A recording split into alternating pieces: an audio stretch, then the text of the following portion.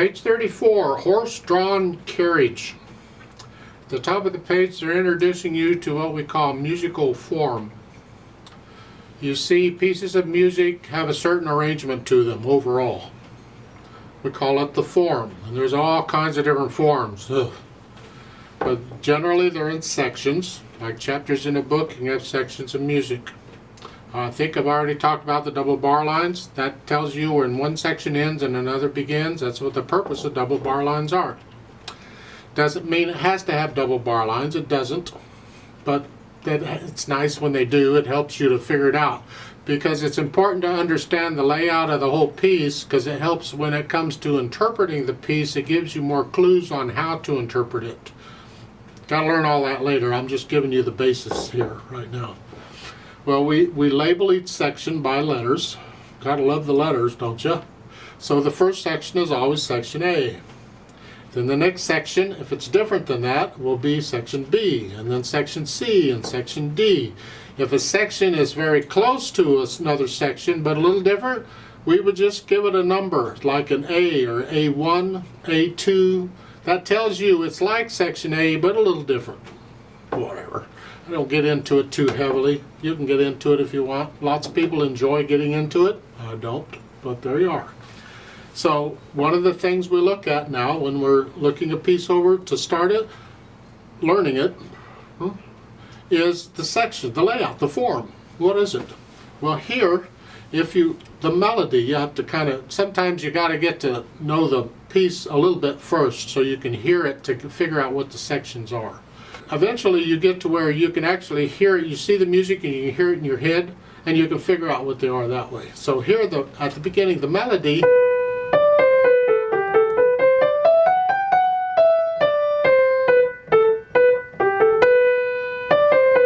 that's the melody. And then in the third line down on page 35, you have this. That's a different melody. So we'd call it a different section. So the first section would be section A. They give you a little box to put it in. A is always the first one as far as I know. And then over on page 33 or 35, the third line down, it would be section B.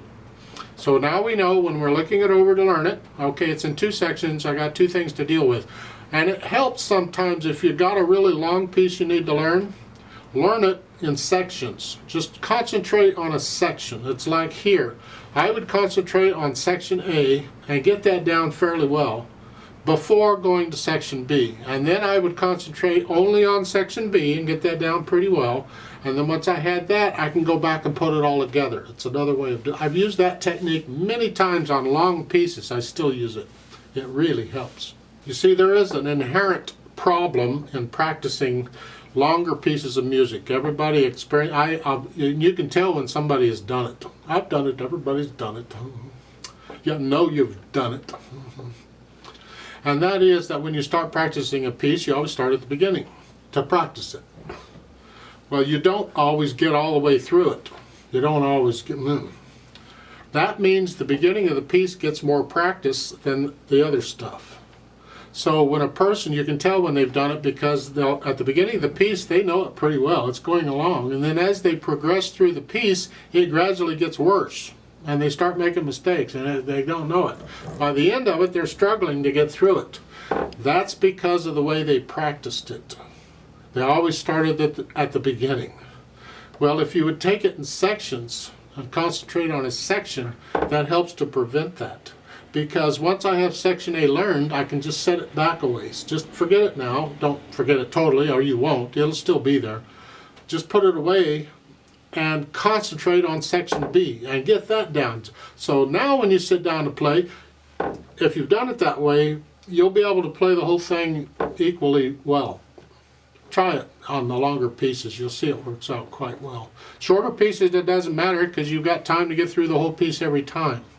Longer pieces, it doesn't work so well. Now, horse-drawn carriage, let's talk about it. 4/4 time, it's got one sharp in the key signature, it's in the key of G major, so all the F's are going to be sharped. And now we add the form. It's in two sections, so now we have that figured out. Now we see over on page 35, there's a repeat sign at the end of the second line, so we know we're going to repeat section A. And that's normal. You normally repeat first section. And then we also have first and second endings at the bottom of page 35. So we're going to play section B twice with two different endings. And then you'll see the thin and thick bar line. That's the symbol for the end of a piece, and that is the end of the last line on page 35. The second ending. So we'll kind of look that over. Now let's do it one hand at a time. See, we get the fingering and the rhythm and this kind of thing. The notes, we're here. That puts a hand here. And it's a 1 and 2 and. We got eighth notes. 1 and 2 and. 3 and 4 and. And this is just a G major scale.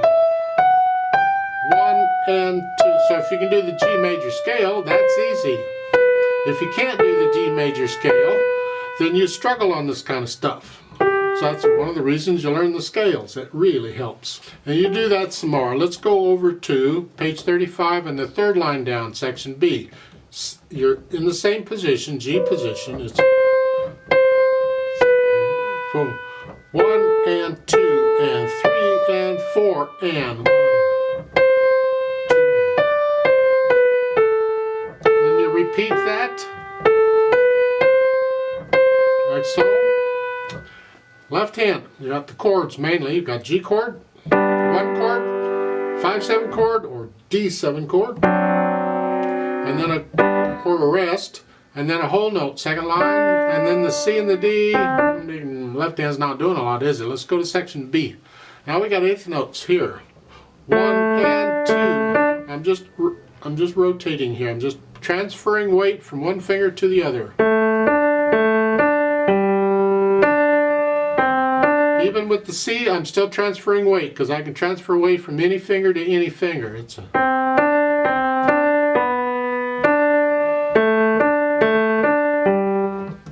Try putting the hands together at the beginning. 1, 2, and right there. When you play the B, the left hand comes up because it's just one beat. 1 and 2 comes up on 2. That's important. It's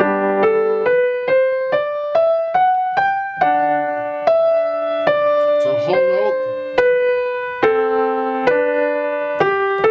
So forth.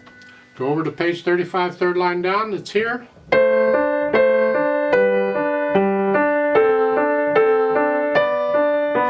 So work it out, the two hands together. You go any speed you need to go. I go a little fast. You don't need to go that fast. You can slow it down. Once you have it, then we add the articulation. The slurs and the staccatos. This first part, play it all legato until you get to the staccato notes.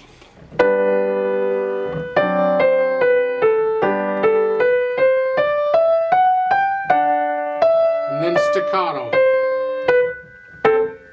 I use a finger staccato here. It's because it's light.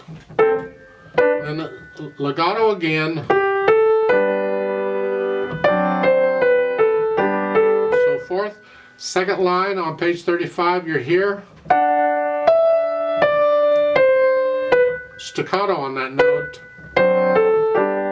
Now that's not staccato. You hold that out. Now go to the next line. Play all of this legato. Connect it all.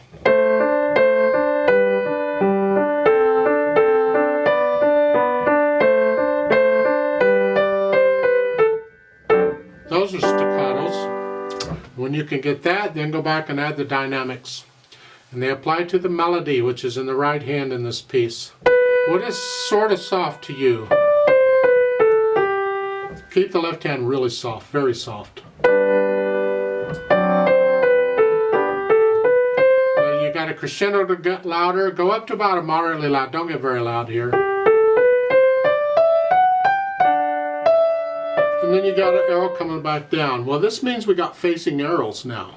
Because you got an arrow to get louder and then another arrow right after that to get softer. You're going to swell up and swell down. Well, look in the middle between the arrows and what notes are there, and that's your target. That's what you're after. Those two notes. That's where I'm loudest, and then I get softer. And then come back down. Soft. Soft. Left hand's very soft. And then you go up a little bit to sort of soft, like you were at the beginning. And then you're going to swell again. And then you get soft, louder. And then back down soft. And that's, left hand is very soft. Go on to the next line. The first, you see the MP-P on repeat? You don't need the on repeat. That's not part of it. That's just being nice to you there. MP means the first time you play it sort of soft. And when you repeat it, take it down to soft. And that's the right hand. The left hand has to be very soft throughout this.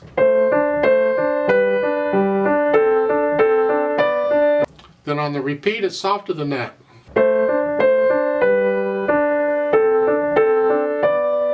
So forth. Then at the end, the second ending, you get a retardando. You slow down a little bit, and you're very soft in here, just really soft. And make sure you get rid of all the hesitations. The beat has to be steady, and try and get it to where you can start feeling and getting into the music. You're not concentrating just on notes and fingering and rhythm. You're actually listening to the music. And we can add maybe the speed. Allegro moderato means moderately fast. Not fast, just moderately fast. You don't want your carriage to get carried away too much. Somewhere in here, 2.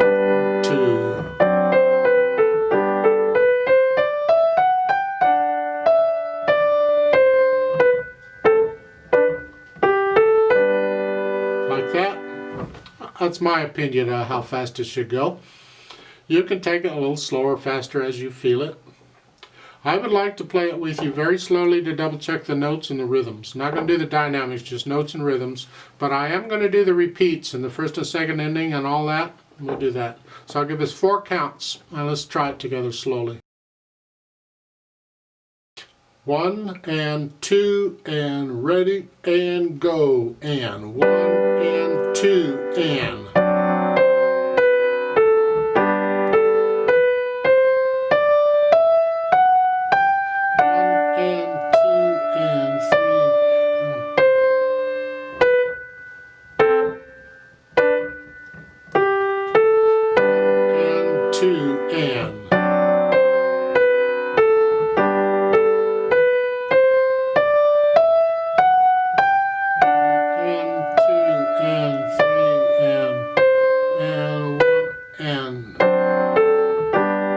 Repeat 1 and 2 and.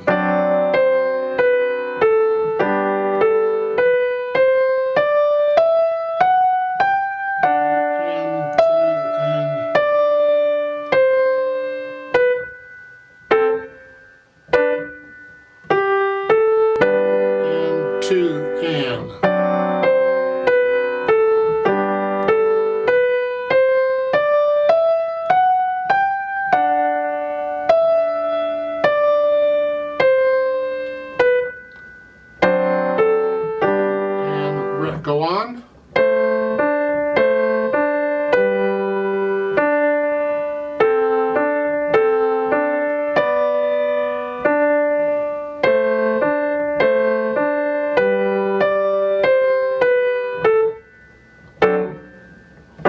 Repeat.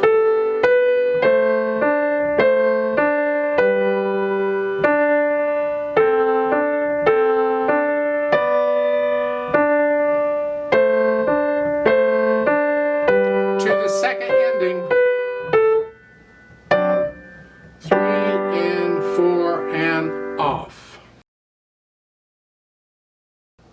There is a duet at the bottom. I'd like to play that with you. I'm going to do that when you play what you just played. We're going to go a little faster.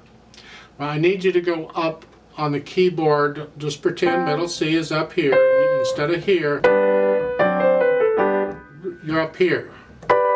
Like here. We'll play it all up here. So let's try it together. I'll give us 4 counts. 1, 2, ready and go, and.